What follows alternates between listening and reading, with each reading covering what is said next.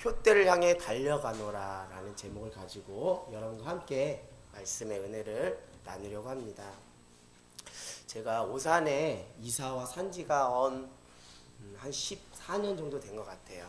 네, 제가 처음에 오산에 왔을 때 그 오산의 첫 이미지, 그 각인시켜줬던 그 장면이 있는데요. 제가 처음에 이제 오산 터미널에 와서 이제 오산에 짐을 풀고 살기 시작했는데, 그때 당시 오산 터미널, 여러분들 다 아시다시피 지금 원래 오산 터미널이 예전에 지어지려고 계획을 했는데 그것이 사기를 맞으면서 어느 정도까지 졌다가 멈춰졌죠. 그걸 보면서 그게 첫 오산에 대한 첫 이미지였어요. 조금 좀 흉물처럼 보이더라고요. 안타깝더라고요.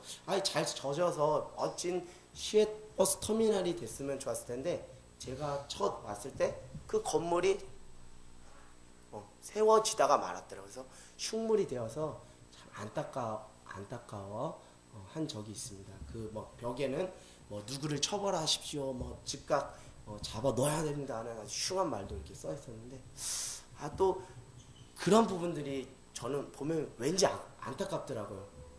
어렸을 때도 보면 그 올챙이 같은 거 있잖아요. 올챙이가 물에서 이렇게 놀다가 그 물이 말라서 올챙이가 막 이렇게 살려고 몸부림치는 그 모습을 볼 때마다 뭔가 자라가려고 하다가 멈춰서는 것, 생명이 생명되려고 하다가 멈춰서는 것, 그걸 보면 왠지 안타깝고 제 일이 아니지만 속상하더라고요.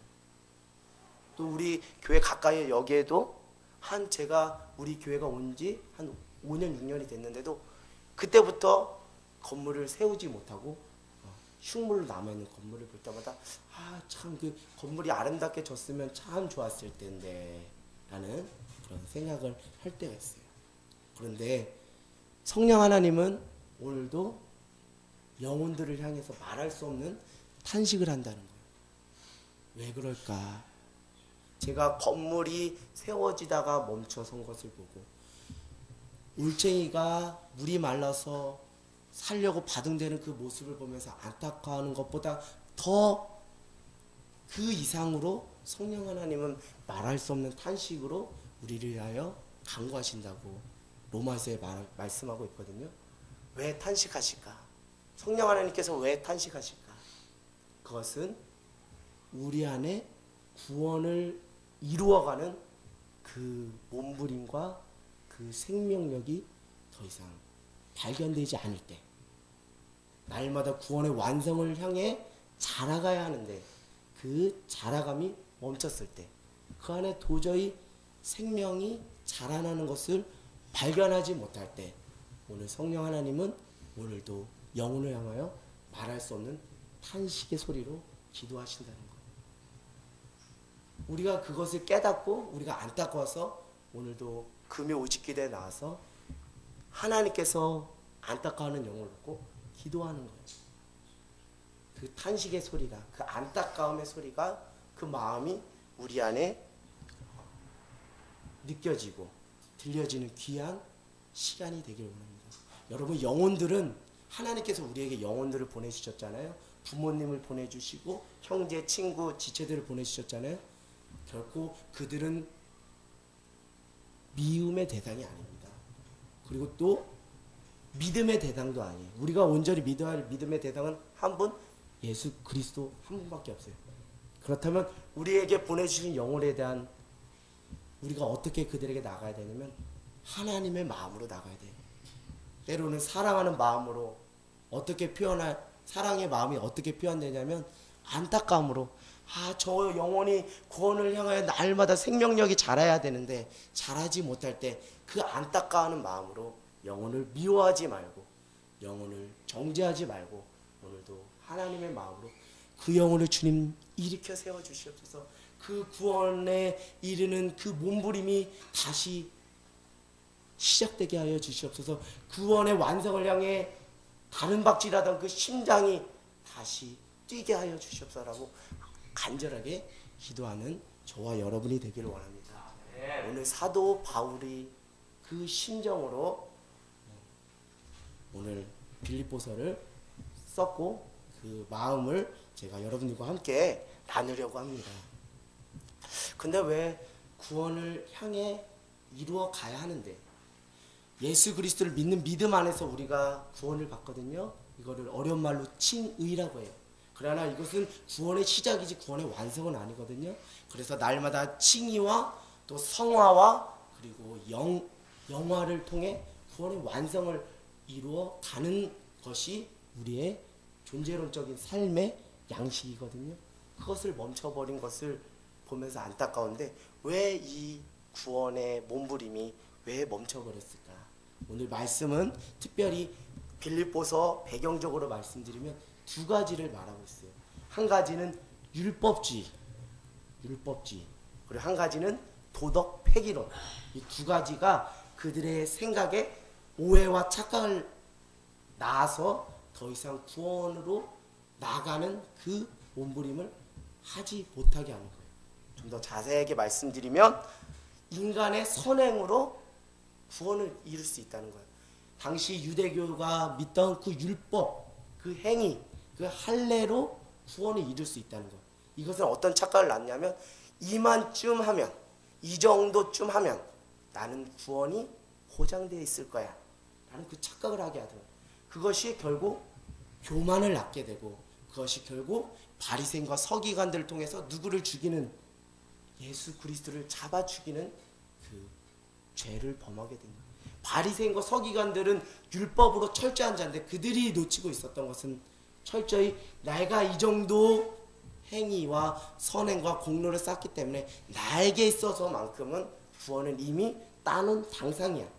그렇기 때문에 날마다 구원을 위하여 몸부림치지 않는 거예요. 그러니까 우리가 교만해질 수밖에 없는 거예요. 바리새인과 서기관들이 교만해질 수밖에 없는 거예요. 그래서 회개하라 천국이 가까웠느니라고 날마다 구원을 향해 날마다 몸부림치라고 예수 그리스도께서 복음을 전했을 때 그것이 가시로 들렸던 거예요. 그 십자가의 도가 그들에게는 가시로 느껴져요. 그것 때문에 예수님을 십자가에 못 박혀 죽은 것입니다. 그리고 또 한 가지 도덕 폐기론이라는 게 있어요. 이거 어려운 말이지만 쉽게 말해서, 나는 한번 구원받았기 때문에 이제 끝이다. 한번 구원받은 사람은 더 이상 구원을 이루기에 더 많은 어떤 액션을 취하지 않아도 된다. 이미 구원은 나는 따놓은 당상이다 라는 착각 속에 빠져서 구원받은 자로서의 합당한 삶을 살아내지 못하는 거예요. 그러나 이것이 우리로 하여금 오늘도 구원을 향해 이루어가는 그 몸부림을 멈춰서게 하는 것이고, 그것으로 말미암아 생명이 생명되지 못하고, 그로 말미암아 오늘도 성령 하나님께서 말할 수 없는 탄식의 소리로 영혼들을 향해 간구한다는 거죠. 제가 이번 주 수업 시간에 교수님께서 이런 말씀을 하시더라고요. 여러분, 온전한 경건을 이루기 위해서는 온전한 지식이 있어야 됩니다.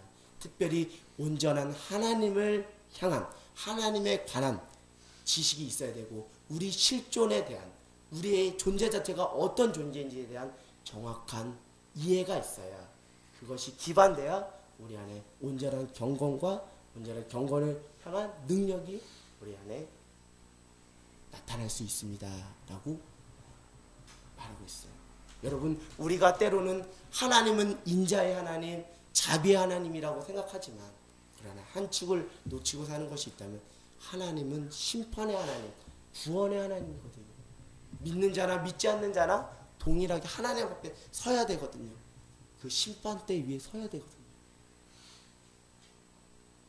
그 하나님, 심판의 하나님을 우리가 놓고 살았기 때문에, 그 하나님에 대한 지식을 우리가 놓고 살았기 때문에 우리가 온전한 경건과 온전한 구원을 향한 몸부림을 치지 못하게 한다는 거예요. 또 한 가지는 인간의 존재 자체가 인간의 선행으로 구원을 이룰 수 있다는 착각. 그러나 인간은 인간 스스로 구원을 얻을 수 있는 근거가 없어요.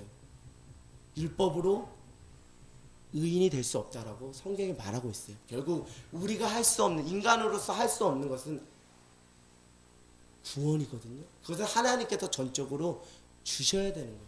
결국 하나님의 주권 안에 있는데, 우리 스스로 우리가 인간 스스로가 구원을 이룰 수 있는 존재라고 착각하고 오해하기 때문에 우리가 온전한 경건에 이룰 수 없다.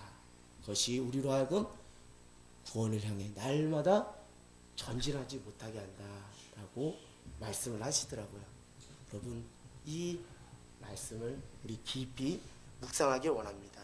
그렇다면 율법주의, 이 율법주의라는 것을 오늘날 우리 안에 적용해 보면 어떤 것이 있냐면 실적주의, 공로주의, 생색내기.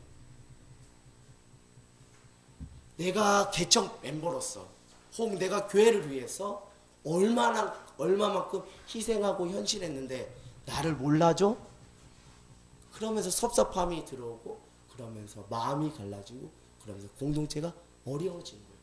이것이 바로 다른 것이 아니에요. 이것이 오늘날 우리가 말하는 율법주의의 폐단이라는 것이죠. 그리고 도덕 폐기론이라는 것은 무엇이냐면 정말 구원받은 그 은혜에 합당한 삶을 살아가지 않고 그냥 삶과 신앙이 분리돼요. 정말 나를 통해서 하나님의 그 형상이, 하나님의 그 사랑이 나타나지 못하는, 그래서 많은 현대인들이 교회를 향해서 그렇게 안타까워하며 질책하는 것인 줄 믿습니다. 우리가 더 깊이 말하면 우리 안에 온전한 복음이 우리 안에 없기 때문에, 그것은 무엇이냐면 우리 안에 종말론적인 복음이 없다는 거예요. 우리가 하나님 앞에 설 날이 있다는 거예요. 종말의 때가 반드시 있다는 거에 대한, 심판의 때가 있다는 거에 대한 그 복음이 우리 안에 없고 그 복음을 우리가 가볍게 여기고 살아가기 때문입니다. 우리 안에 회복되어야 될 신앙은 다른 것이 아니라 종말론적인 신앙입니다. 이 종말론적인 신앙이라는 것은 우리 목사님께서도 말씀드렸듯이 먼 미래에 우리가 구원받는 그때를 생각하는 것이 아니라 그 하나님의 구원의 때를 미리 앞당겨서 이곳에서부터 그 구원의 완성을 향해 준비하고 연습하는 시간이라는 거예요. 결국 미래의 사건이 현재를 현재되게 하고 현재를 믿음에 합당한 삶을 살아갈 수 있게 하는 원동력과 근거가 된다는 것이죠. 이것이, 이 복음이 우리 안에 지금 놓쳐져 있기 때문에 우리가 더 이상 구원을 향해 앞으로 나아가려고 하지 않는다는 거예요. 또 한 가지 어떤 문제가 있냐면 종말론적 신앙 중에 잘못된 종말론적 신앙은 이 세상은 무시하고 내가 앞으로 갈 장차 저 세상만 추구하면서 내가 돌봐야 될 가정, 내가 돌봐야 될 지체는 터부시하고 그 나라만 갈망하면서 산으로 여기저기로 숨어버린 그것도 잘못된 거예요. 결국 종말론적인 신앙은 그 종말의 때를 초점을 맞춘 것이 아니라 그 종말의 때 내가 하나님 앞에 어떻게 서 있을지 그때를 지금 현재 준비하라는 거예요. 그래서 오늘 사도 바울은 이렇게 겸손하게 말하고 있습니다. 12절에 이렇게 말하고 있습니다.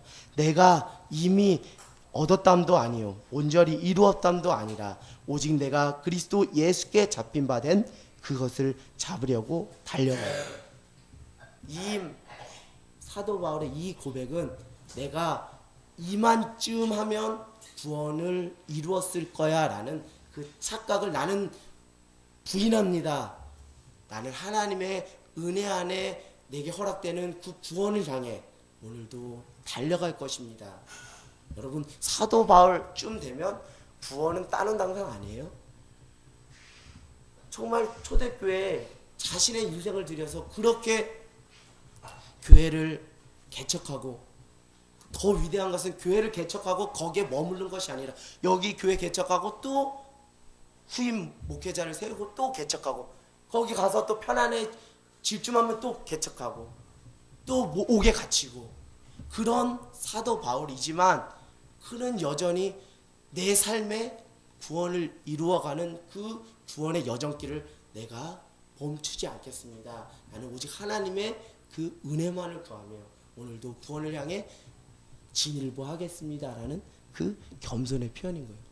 그러나 그가 3장 초반절에 이렇게 말하고 있어요. 나도 과거가 화려했던 사람입니다. 3장 5절에 이렇게 말하고 있어요. 나도 과거가 화려했던 사람입니다.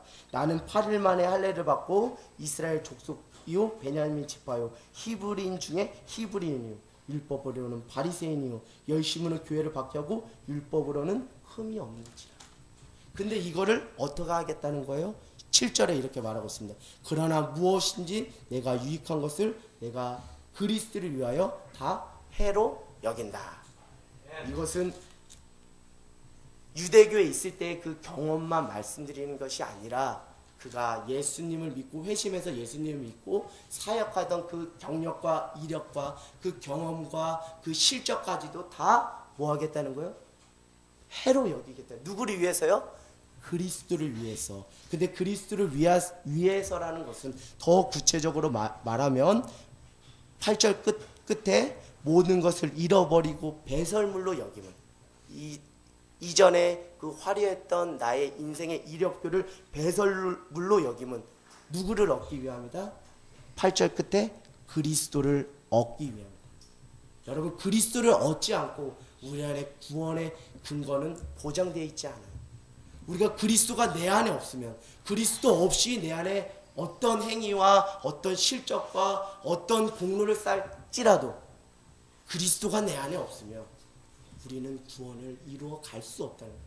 결국 구원을 이루어 간다는 것은 예수 그리스도를 믿는 믿음 안에서 끝까지 누구를 붙잡는 거예요? 예수 그리스도 구원주 그 한 분을 끝까지 붙잡는 거예요. 그거를 잠시 잠깐 놓치면 우리는 구원에서 이탈하는 거예요. 그러니까 날마다 두려워 떨며 구원을 이루기 위해 나아가라는 거예요. 그렇기 때문에 날마다 심판의 하나님, 자비와 인내의 하나님과 동시에 심판의 하나님을 두려워 떨며 날마다 예수 그리스도를 붙잡고 구원을 향해 걸어가라는 거예요.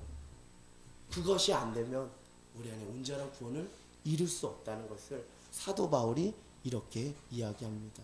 그래서 내가 붙잡는 것은 예수 그리스도를 붙잡는 것입니다. 구체적으로 말하면 9절에 말하고 있어요. 내가 가진 은은 율법에서 난 것이 아니오 오직 그리스도를 믿음으로 말미암은 것이니 곧 믿음으로 하나님께로부터 난 의라. 결국 예수 그리스도를 믿는 그 믿음을 끝까지 붙잡고 나가겠다는 거예요. 이전에 화려했던 그 경험과 그 지식의 근거에서 믿는 믿음을 잠시 잠깐 놔버리는 것이 아니라 내가 하나님 나라 갈 때까지 예수 그리스도를 믿는 믿음 안에서 의인이 된다는 그 신앙 고백과 그 복음을 끝까지 붙잡고 나가겠다는 거예요. 그래야 우리가 온전한 구원을 이룰 수 있다라고 말하고 있어요. 왜 이렇게 말하냐면 3절 초반절에 3장 2절에 이렇게 말하고 있습니다. 개들을 삼가하고 행악하는 자들을 삼가하고 몸을 상해하는 일을 삼가하라. 몸을 상해하는 일을 삼가하라. 특별히 이것은 구체적으로 말하면 할례를 행하는. 이스라엘 유대 민족들은 이런 생각이 있었어요. 예수 그리스도를 믿는 믿음 안에서도 구원을 받지만 또 한 축으로는 뭐를 지켜야 된다? 율법을 지켜야 된다. 율법의 대표적인 것이 할례거든요. 왜? 이스라엘 백성들은 선민이 되기 위해서 택함 받은 백성의 표시로서 구약시대에 할례를 했거든요.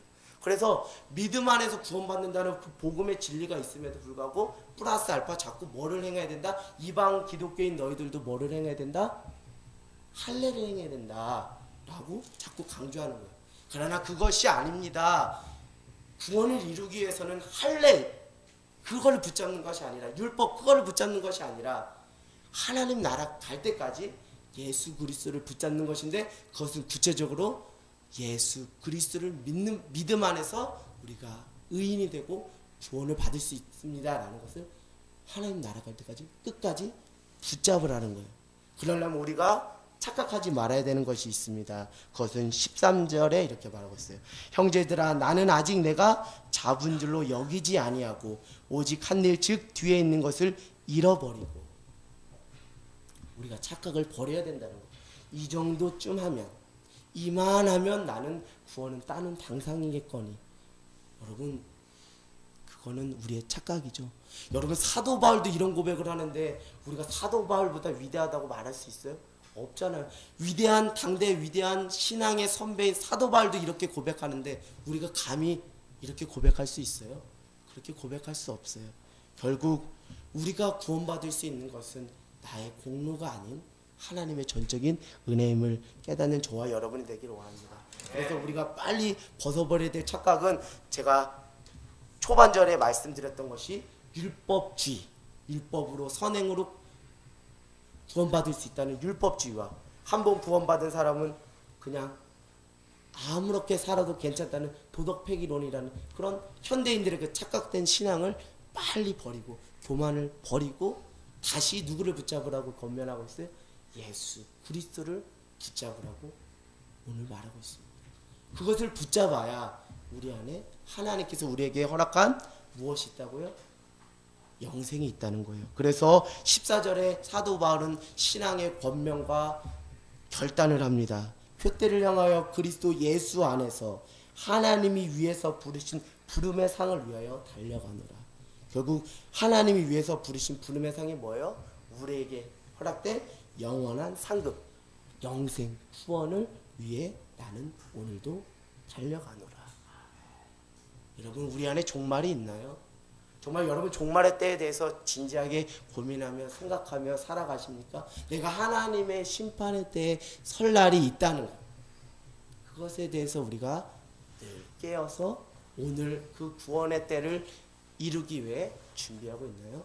오늘 한국교회, 아니 한국교회를 말하기 이전에 저에게도 이 하나님의 구원의 때, 그 종말의 때가 자꾸 느슨해지는 것을 볼 때마다 하나님 나를 쳐서 복종하여 주시옵소서, 하나님 앞에 설 그날을 늘 생각하며 두려워 떨며 경외하게 하여 주시옵소서라는 그 기도를 하게 됩니다.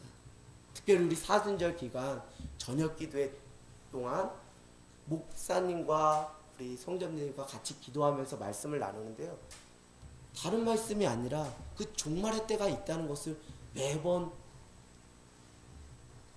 말씀해 주시더라고요. 슬기로운 다더처녀와 미련한 다더처녀, 그 말씀을 통해서도 다시 한번 깨닫는 은혜가 있었습니다. 여러분 우리의 인생의 종착역은 지금 현재 이곳이 아닙니다. 하나님의 나라 그 본향 줄 믿습니다.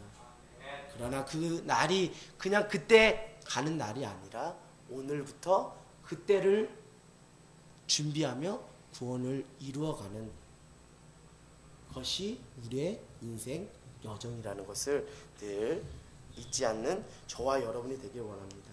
그런데 우리가 왜 앞으로 나가지 못할까?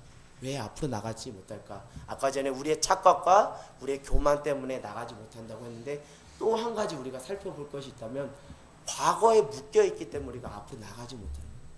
여러분 과거는 중요합니다. 왜요? 과거는 현재를 규정하고 미래에 나갈 지표를 제시해주기 때문에.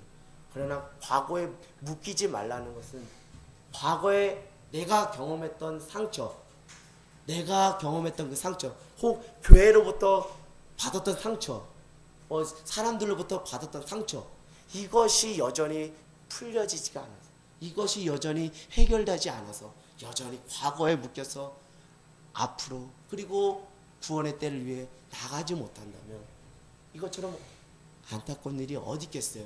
여러분 우리의 내면을 들여다보길 원합니다. 나는 과거에 묶인 사람인지 아니면 나는 현재와 미래를 향해 믿음의 소망을 가지고 오늘도 진일보하고 있는지. 여러분 우리가 잊지 말아야 될 것은 과거에 하나님께서 우리에게 베푸신 은혜를 잊지 말아야 되는 것입니다. 그 은혜가 오늘을 있게 하고 미래를 걸어가게 하는 지표를 제시해 주거든요. 그러나 우리가 이제 하나님 앞에 맡겨야 되는 것은 그 과거에 내가 받았던 상처, 또 내가 이루었던 그 신앙의 실적들이 있어요. 가끔 이런 분들이 있어요. 내가 이전교회에서 내가 이렇게 했습니다. 내가 예전에 신앙생활 이렇게 했습니다. 그것은 다시 말하면 오늘날 나는 신앙생활 똑바로 못하고 있다는 또 반증이 될 수 있는 거예요. 면면을 잘 들여다보기를 원해. 예전에 내가 이런 신앙생활 가운데서 열심을 내서 뭐 교회를 위해서 뭐를 위해서 했다는 그 말은 뒤집어 보면 내 오늘날 신앙이 여기서 고착화되었다는 것일 수 있습니다. 여러분 언제까지 과거에 매여서 현재와 미래를 내다보지 못한다면 그것처럼 안타까운 일이 어디 있겠어요. 오늘 사도 바울의 이 신앙의 고백이 우리 안에 다시 회복되고 또 그 말씀을 의지하여 구원을 향해 날마다 걸어가길 원합니다. 우리 12절부터 14절까지 우리 다시 하나님을 두려 떨며 경외하는 마음으로 우리 함께 봉독하길 원합니다. 우리 합독하겠습니다. 시작. 내가 이미 어떠함도 아니요 온전히 이루었담도 아니라 오직 내가 그리스도 예수께 잡힌 바 된 그것을 잡으려고 달려가노라. 형제들아 나는 아직 내가 잡은 줄로 여기지 아니하고 오직 한 일 즉 뒤에 있는 것을 잊어버리고 앞에 있는 것을 잡으려고 표대를 향하여 그리스도 예수 안에서 하나님이 위에서 부르신 부름의 상을 위하여 달려가노라. 아멘. 여러분 구원의 때를 위하여 날마다 하나님이 부르신 그 부름의 상을 향해 표대를 향해 날마다 구원의 완성을 이루어가는 저와 여러분이 되기를 주님의 이름으로 간절히 기도합니다.